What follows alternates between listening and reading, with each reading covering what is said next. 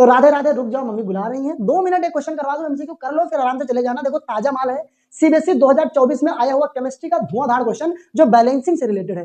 कहता है कि consider the following chemical equation, ये जो आपको दी गई है केमिकल इक्वेशन है, इसको ध्यान में रखते हुए आपको बताना कि अगर इसको बैलेंस किया जाए तो इसमें जो ए है, बी है, सी है और डी है, इसका वैल्यू क्या आएगा। ये वैल्यू नंबर के फॉर्म में है, मतलब यहाँ पर ए बी सी डी की वैल्यू जो है मुझे नंबर के फॉर्म में लाना है। जब मैं इसको बैलेंस कर दूंगा तब, जरा इसको फिर से लिख के हम बैलेंस कर ले तो मजा आ जाएगा। जरा देखो रिएक्शन को, एबीसी छोड़ दो, अभी हम लिख रहे हैं अपनी नॉर्मल फॉर्म में, Al2O3 प्लस में HCl, बहुत बढ़िया, बन रहा है AlCl3 प्लस में H2O।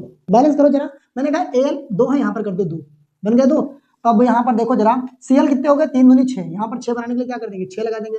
अब देखो जरा मेरे मित्र यहाँ पर देखो, H कितने हो गए, H हो गए 2, यहाँ पर 6 है, तो यहाँ पर लगा दो मेरे भाई 3, 3 दूनी 6 हो गए। अब देखो जरा कुछ काम हुआ।